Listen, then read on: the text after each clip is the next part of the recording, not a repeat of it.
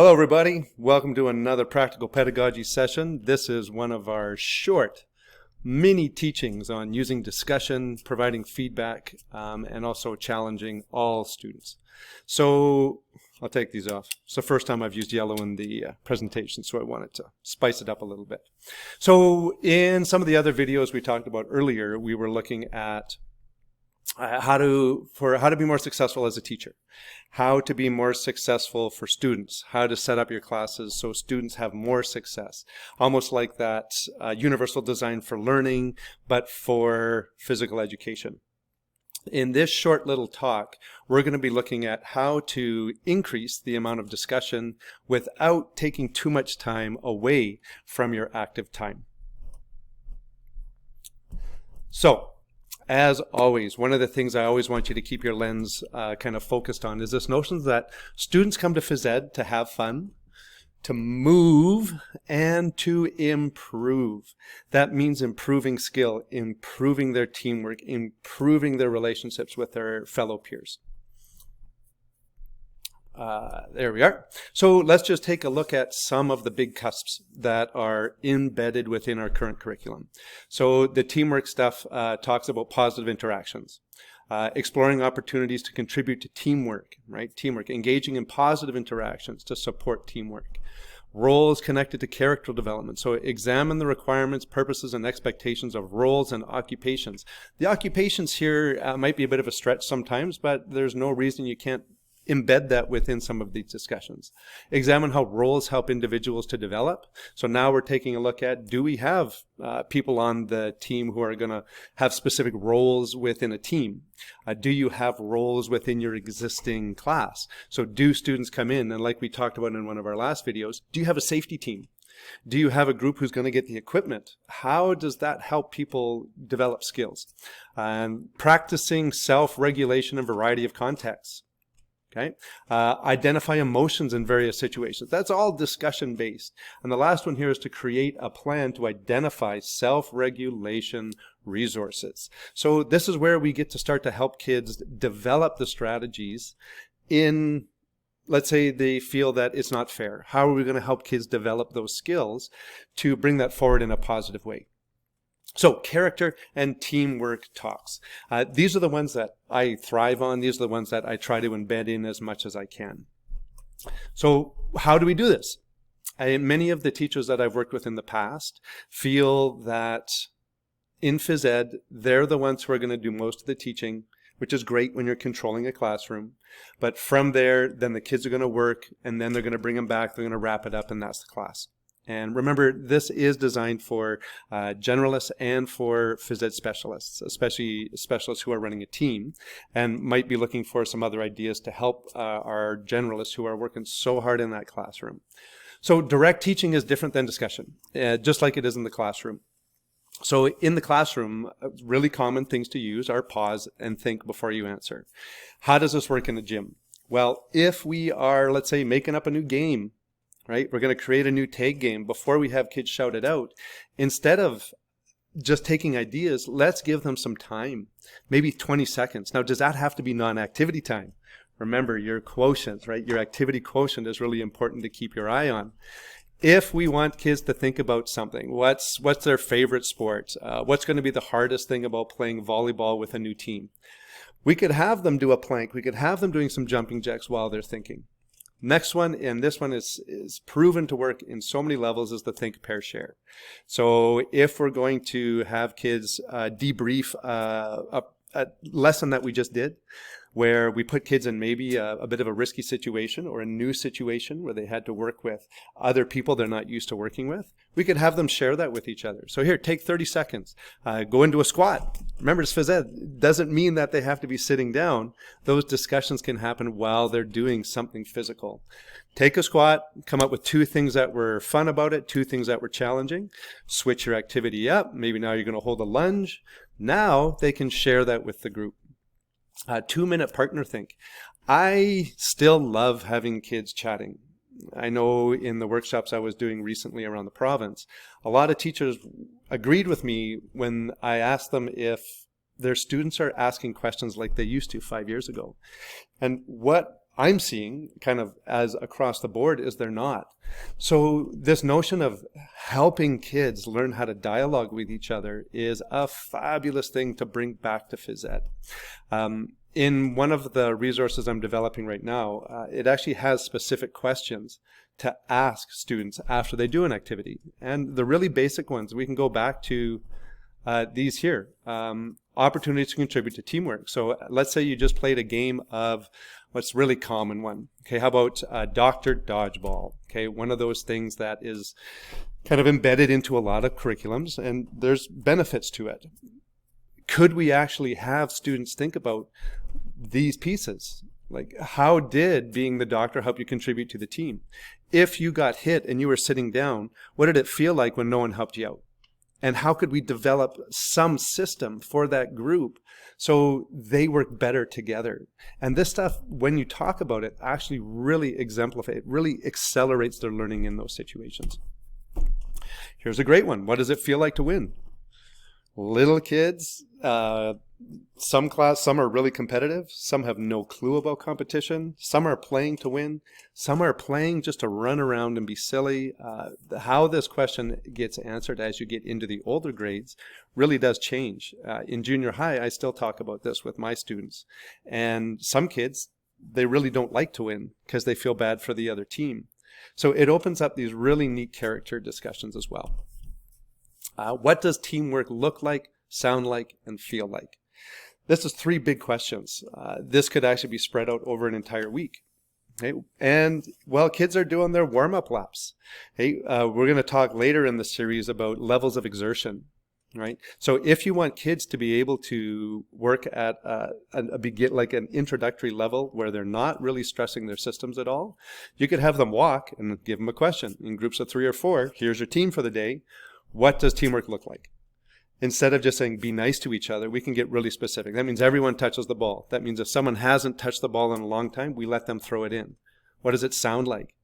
Right? Good job.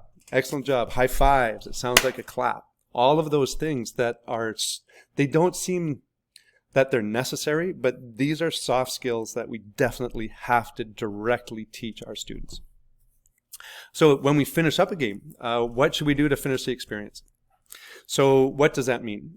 How do we wrap up a situation? If there was a big blow up between 2 teams, or one team got 20 points and one team got 0 points, that's something that we can have a quick discussion about. Again, could you do this while you're stretching? Absolutely we can, right? Circle up, right? The old adage, let's go back to that circle. This notion of everyone has a voice to share. You could have kids think, pair, share, then we could do that as we do our stretch around the outside. And the crazy thing is that sometimes the answers may surprise you. Okay, some kids feel, again, really bad if a team isn't doing well, and some love to destroy kids in terms of score and in terms of like mentality. So we have this opportunity to now talk about that and how does that work in society? So are our games in Phys.Ed designed to be competitive or more cooperative where we're just learning skills? Talk about intensities and components. So in this, I have a big CrossFit unit that we run from grade 1 all the way to grade 9. And most students get terrified when their heart rate starts to increase and they can feel it pounding and they can feel that pulse in their forehead going. And they're like, I can't handle it. I got to stop. So before we put kids into those situations, especially with intensities, it's a great idea to say, look, you may not be able to hold a regular conversation. Great thing to do with discussion is, can we actually set kids up so they can feel that? If you're doing a warm-up and you traditionally do, 2 laps or 3 laps, say today we're going to do 12 laps of the gym.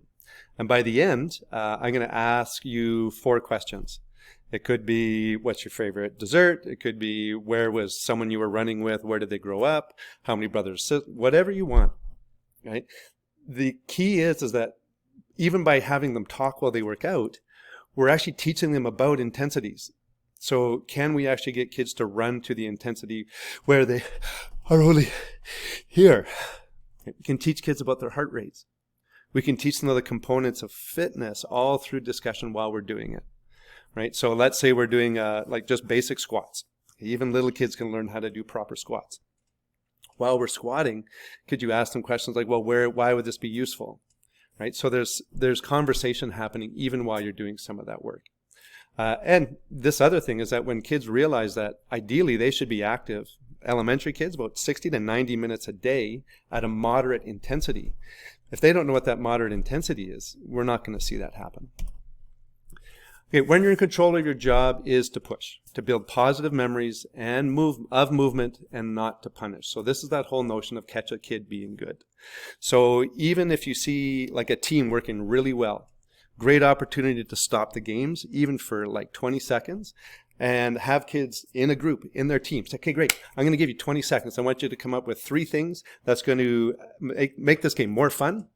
I want you to talk about maybe 1 or 2 things that you could say to each other that's going to encourage each other, and 1 strategy to help the person on your team who's struggling in the unit. Push them to constantly improve, not just with their skill, but how they relate with each other. On a side note, I also really push my top athletes in this area. Okay, I want to see them grow as characters and as human beings and as amazing teammates more than I want to see them grow physically, because chances are they can already do everything I'm asking them to do.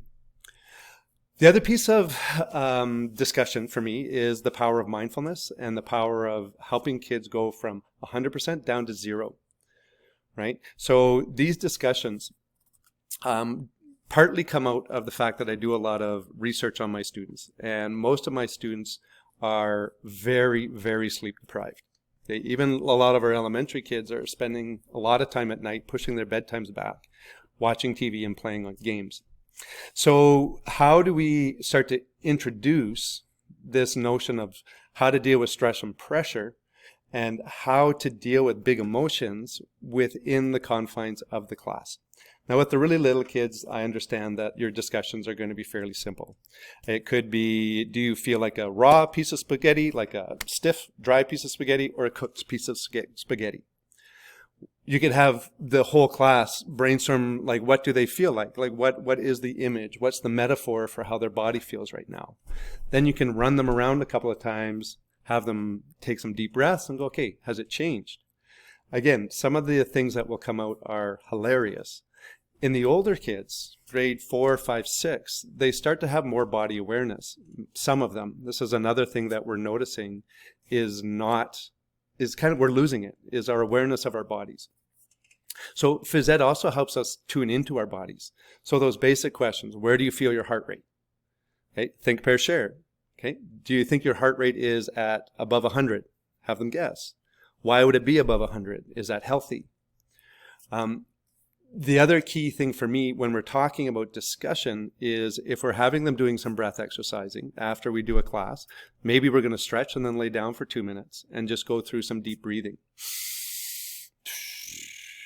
That straw breath, right? All these little techniques. And then after, have a quick conversation, even in class or even while you're waiting for the next class to come in, is how do you feel now? Did anyone have a different experience with that? So straw breath, central channel breathing, guided relaxation. I never talk about meditation, primarily because I have a lot of religious groups in my school and some of them can't meditate, but everyone can breathe and relax. Talk quieter, not louder, especially if you're having some kind of discussion, because that just puts kids at ease. And we really want kids to be at ease in Phys.Ed. So we have our teaching voice where we're getting kids going, we have them motivated, and then we pull them out and say, okay, while we're stretching, let's just chat. How was that for you today? Did anyone do something that was out of the ordinary? Did anyone take a big risk today that was scary? Those are the kind of conversations that really kind of anchor those classes. That's it for this one. There are going to be 2 other short little videos that will fall under this somewhere. Next one's going to be on character building in Phys.Ed, how to bring some of those character traits. And the last one will be on some simple assessment strategies that are battle tested. These are things that I had a mentor help me out when I was a young teacher, first 3 or 4 years, and I'm going to impart that onto you for what it's worth. All right, thank you so much. We'll see you on the other side.